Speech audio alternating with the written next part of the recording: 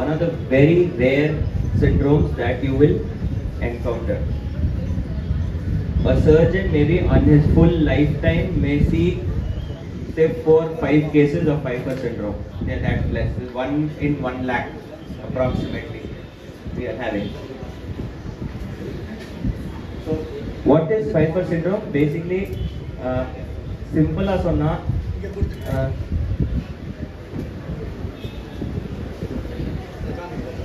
இப்படி ஃப்ளாட்டாக இருக்கு பாருங்க. இந்த பக்கம் நார்மலாக நமக்கு பார்த்தீங்கன்னா இப்படி கருவாய் கிடக்கும். பட் இதில் பார்த்தீங்கன்னா அப்படியே ஃப்ளாட்டாக இருக்குது. ஏன்னா இந்த சூச்சர் அவர் சொன்ன மாதிரி சீக்கிரமாக ஃபியூஸ் ஆகிடுது. ஸோ இந்த சூச்சர்ஸ் என்ன அப்படின்னா ஒரு ஜிப் மாதிரி இருக்கும். அது வந்து பேசிக்லி சைல்டோட டெலிவரி டைமுக்கு அதுதான் யூஸ் ஆகும். இந்த டெலிவரி டைமில் அந்த பர்த் கெனால்லேருந்து அது க்ளோஸ் ஆகிட்டு அப்படியே வெளியே வரும். அந்த சூச்சர்ஸ் அந்தளவுக்கு இம்பார்ட்டன்ட். சில டைம் என்ன ஆகும்னா அந்த சூச்சர்ஸ் வந்து அப்படியே பிளாக் ஆகிடும். பிளாக் ஆகிடுச்சுன்னா பிரெயின் க்ரோத்துக்கு சுத்தமாக பிளேஸ் இருக்காது. இது வந்து அப்படியே மாட்டிக்கும். அதுதான் main problem. So brain growth stop ஆகிடுச்சுன்னா எல்லாமே ஸ்டாப் தான் இருக்கும். எல்லாமே ஸ்லோவாக டெக்யூரேட் ஆகும்.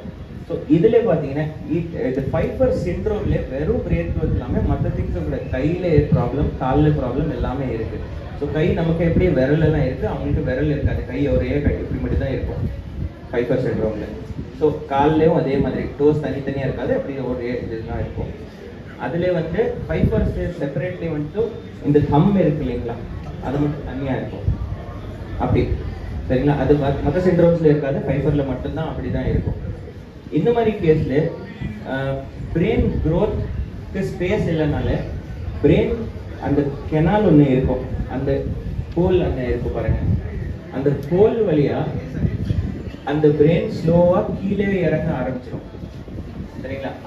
அதுக்கு பேர் வந்து கியாரி மால்ஃபார்மேஷன் தான் சொல்லுவோம். அது ஒரு பெரிய அந்த நியூரலாஜிக்கல் ப்ராப்ளம். அதை பற்றி ஹைலைட் பண்ணுறதுக்கு doctor Vishwa. I'm Dr. Vishwaraj, I'm the neurosurgery team. So this is one of the teamwork. Now, problem here, the bone is getting fused. So brain doesn't get space to expand. So all the pressure starts developing in the back of our neck here. The spinal cord and the brain is starting to get compressed. So over a period of time, the baby will slowly start getting neurological problem. So he will have weakness, difficulty in swallowing food. So to prevent this, the surgery is done so that space is created. This is the here you can see on the image here, the brain is going down into the spinal cord. Here the brain is going down into the spinal cord. So the spinal cord and this brain does not have any space. So it starts pushing the spinal cord, and then spinal cord paralysis, difficulty in swallowing, all the problems start happening. So in the problem, bone fusion, but the brain pressure as the child grows starts going down, pushing this brain down into the spinal canal. So effect is somewhere, cause is somewhere, effect is somewhere else. Now when rare problem, we need to find a even out of the box solution for this. So we remove this bone here till here and let it expand. So as this bone gets expanded back, slowly we get up, the brain starts to get pulled up.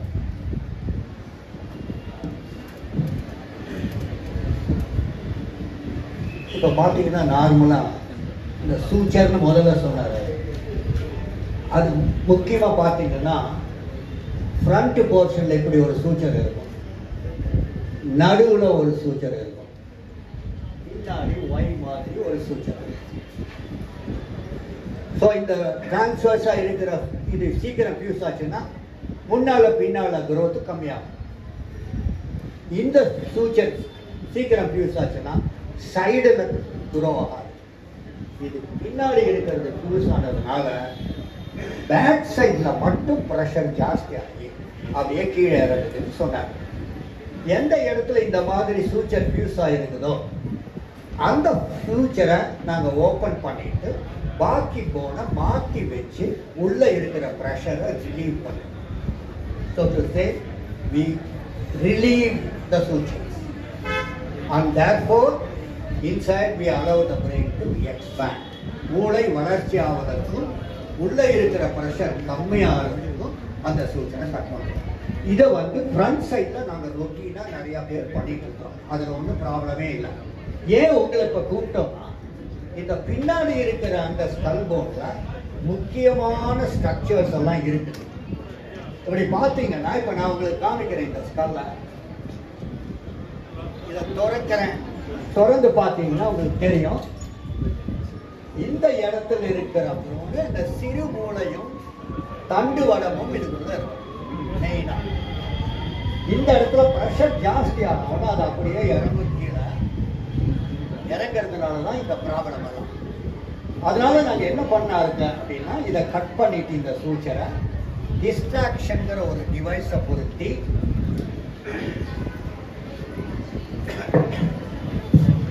So sir சொன்ன மாதிரி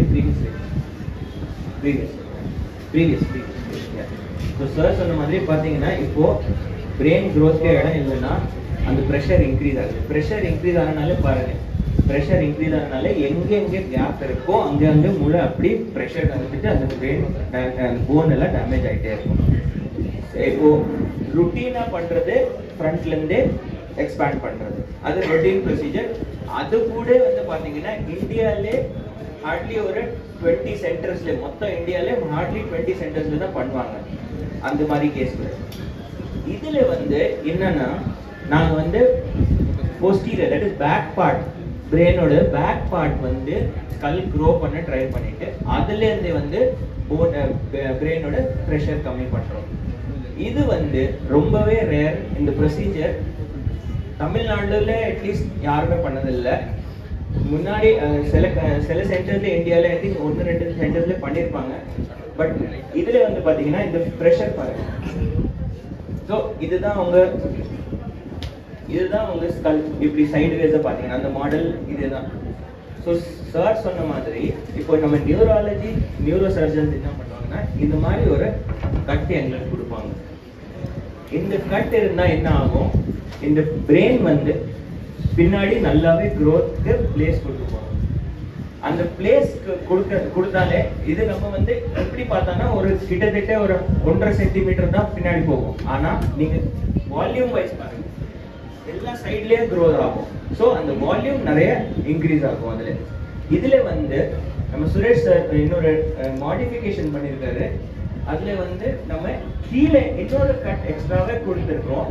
so that அந்த whole காமிச்சார் இல்லைங்களா, அங்கிருந்து தான் brain உள்ள போகுது சொல்லி அதுவே எக்ஸ்பேண்ட் ஆகும். ஸோ இது ரொம்ப யூனிக்கான ஒரு ப்ரொசீஜர். இதுல என்ன இருக்கு, இப்போ கட் பண்ணிட்டு விட்டாலே சரியாகுமா? ஆகாது. இது பிரெயின் க்ரோ ஆகிறதுக்கு இதுக்கு அப்புறமா இது பாருங்க, இது மேல இருந்து பார்க்கும்போது இது டாப் வியூ, இது பேக் வியூ.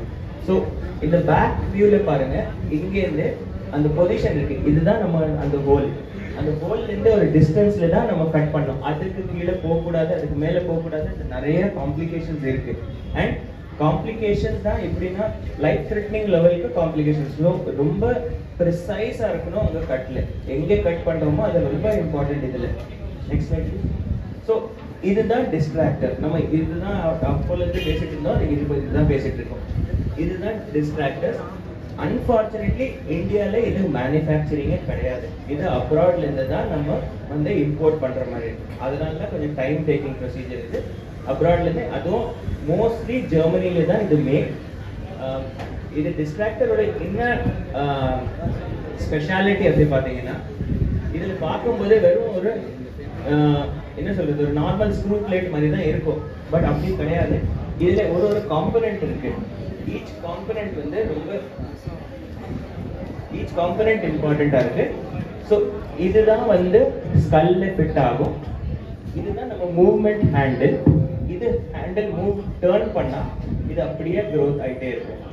ஸோ இப்போ குழந்தை இப்படி படுக்கிறதே சொல்லுவீங்க, இப்படி படுத்தா திருப்பி ப்ரெஷர் வருமே, ப்ரெஷர் வராது. அதுதான் இதோட மெயின் திங். இது சின்னதா ஒரு ஸ்க்ரூ பார்க்குறீங்க இல்லையா, அதுக்கு பேர் ஒரு லாக்கிங் மெக்கானிசம். நான் 1 மில்லிமீட்டர் மூவ் பண்ணாலும் அந்த 1 மில்லிமீட்டர் ரிட்டர்ன் வராது. ஸோ இந்த சர்ஜரியில எல்லாமே ப்ரெசிஷன் தான் இம்பார்ட்டன்ட். ப்ரொசீஜர் ரொம்ப பெருசா எதுவுமே இல்லை, பார்க்கறதுக்கு ஒண்ணுமே இருக்காது. ஆனா எங்க என்ன எப்போ பிளேஸ் பண்ணுமோ அதுதான் ரொம்ப இம்பார்ட்டன்ட் இந்த ப்ரொசீஜர்ல. இப்போ இது என்ன, இதுதான் நம்மளோட டிஸ்ட்ராக்டரோட டர்ன். So 1 turn 0.3 millimetre. ஒரு டிஸ்ட்ராக்டர் எப்படின்னா நம்ம ஜஸ்ட் அப்படியே ரொட்டேட் பண்ணிட்டு போயிட்டே இருக்க முடியாது. அந்த டிஸ்ட்ராக்டர் ரொட்டேஷனுக்கு ஒரு சீக்வன்ஸ் இருக்கு, ஒரு ரிதம் இருக்கு, ஒரு ரேட் இருக்கு. அண்ட் என்ன ரிதம் ரேட்ல நம்ம ஸ்டார்ட் பண்றோமோ அதே தான் அதை இருக்கணும் சொல்லி, அதனால தான் ப்ரெசிஷன் அகைன். ஸோ ஒரு நாளுக்கு 1 மில்லிமீட்டர் தான் மூவ் பண்ணணும். 1 to 1.2 மில்லிமீட்டர்ஸ் தான் மேக்ஸிமம் மூவ்மெண்ட் இருக்கணும், அதுக்கு மேலே இருக்கக்கூடாது. ஸோ 1.2 மில்லிமீட்டர்ஸ் வரைக்கும் ஒரு நாளில் நாங்கள் பேஷண்ட் கூப்பிட்டு ஜஸ்ட் டர்ன் பண்ணுவோம், அவ்வளோதான். அது ரொம்ப மினிமல் பெயின்லெஸ் திங். இது ஒன்றுமே இருக்காது, ஜஸ்ட் வருவாங்க 1 மினிட்ல அதை ஜஸ்ட் டர்ன் வீட்டுக்கு போகலாம், அவ்வளோதான். மார்னிங் ஒரு வாட்டி, ஈவினிங் ஒரு வாட்டி, அவங்க அது வீட்டில் கூட அவங்க பண்ணலாம், டெய்லி வரணும்னு கூட அவசியம் இல்லை. ஸோ இது பண்ணிட்டு இதில் பார்த்தீங்கன்னா இதுதான் பொசிஷன் ஆஃப் த டிஸ்ட்ராக்டர்ஸ் பாருங்க. இப்போ எங்கே வரணும், இது ஒரே பேரலிசம்ல இருக்கணும். மேல இருந்து பார்க்கும்போது சைட்ல இருந்து பார்க்கும்போது பேரலா இருக்கும், இல்லைன்னா கோணையா போயிடும். அதே மாதிரி பிரெயின்ல எங்கெங்க ஹோல்ஸ் இருக்கோ அந்த ஹோல்ஸ் அப்படியே அவாய்ட் பண்ணணும். இதுதான் மாட்டோம், அப்படியே இதுல தான் கரெக்டா மூவ்மெண்ட் கிடைக்கும். ஸோ இது ஒரு சின்ன வீடியோ, இது டே ப்ரொசீஜர் மாதிரியான. இது நம்ம வந்தாங்கன்னா ஜஸ்ட் நார்மலா அப்படியே காமிச்சிடலாம் அதை எப்படி பண்ணு. ஸோ இது பார்த்தீங்கன்னா இதுதான் இந்த டிஸ்ட்ராக்டர் ஹேண்டில், ஸ்லோவாக ரொட்டேட் ஆகும். இது மட்டும் தான் வெளியே இருக்கும், மீதி எல்லாமே ஸ்கின்குள்ளே இருக்கும், எல்லாம் கவர்டாக இருக்கு. இவ்வளோ மட்டும் தான், அந்த ஒரு 1.5 இன்ச் அவ்வளோதான் இருக்கும் அந்த அதோட பார். அந்த பார்ல ஜஸ்ட் இந்த ரொட்டேட் பண்ணீங்கன்னா it will rotate to every rotation will be 0.6 millimeters. இப்போ பாருங்க, இது வந்து after we have achieve 15 millimeters of advancement. 15 millimeters இது நல்லாவே பின்னாடி போயிருக்கு. இப்போ எவ்வளோ எங்களுக்கு வால்யூம் கிடைச்சிருக்கு, அதனால சைல்டே நார்மலா இருக்காங்க, ஒன்றும் ப்ராப்ளம் இல்லை. டே பை டே அவங்க டெய்லி வீட்டுக்கு போயிட்டு தான் வராங்க. அவங்களுக்கு ஹாஸ்பிட்டல் அட்மிஷன் தான் ரொம்ப நாள் தேவை, ஜஸ்ட் 2 days தான் 3 days தான் அட்மிஷனு, இதுக்கு மேலே எதுவுமே இது கிடையாது. Again only precision surgery. இப்போ வந்து அந்த ப்ரெஷர் அந்த இடத்துல இல்லை. ஸோ இது ரொம்ப precise, complicated surgery, but very simply done because of the new advancements. So this is truly a teamwork of both. It is beyond cosmetic surgery. It is not just making the skull turn normal for the baby child. It is for the growth of the brain also. So both the team members need to know their role, and without that alone it cannot be possible. So that is why we are explaining this. This is a rare phenomena, even a rarer surgery, and it requires some precision and some technology which has to be taken and given to the child.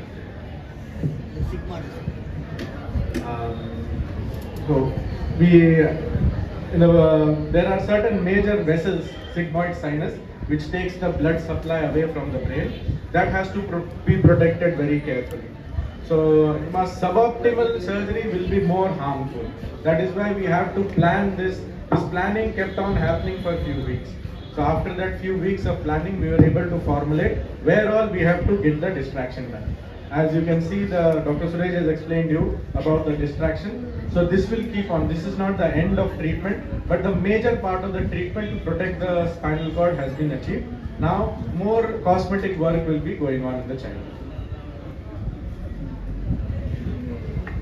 So in the surgery முடிஞ்சதுக்கு அப்புறமா the biggest advantage என்னன்னா இந்த internal distractorல இவ்வளோ part நாங்கள் வந்து எடுத்துருவோம்.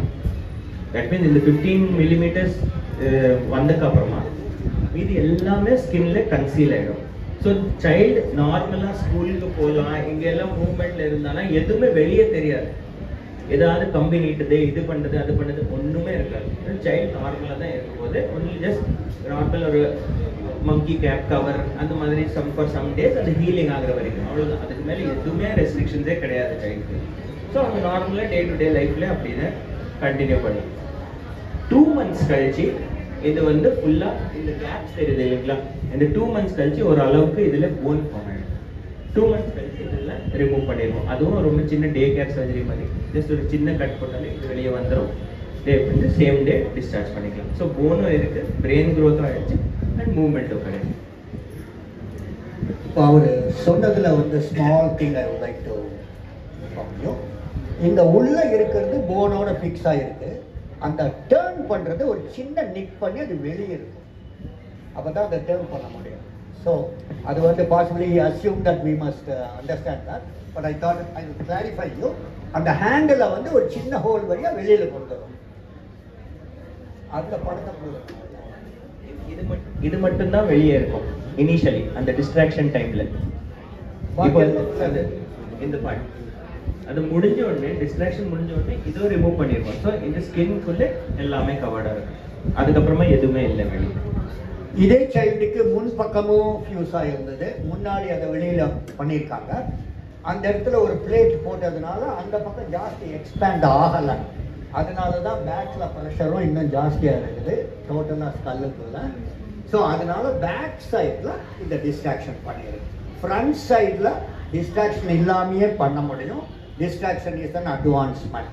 அந்த back சைடில் இந்த distraction is the only solution present day for the compression. அதுதான் சொல்ல வந்தது முக்கியமான விஷயம். ஃப்ரண்ட்டில் மட்டும் பண்ணலாம் வேற விதத்தில் கூட, ஆனால் இந்த பேக்குக்கு டிஸ்ட்ராக்ஷன் தான் பெட்டர் சாய்ஸ். அது வந்து ஜாஸ்தி யாரும்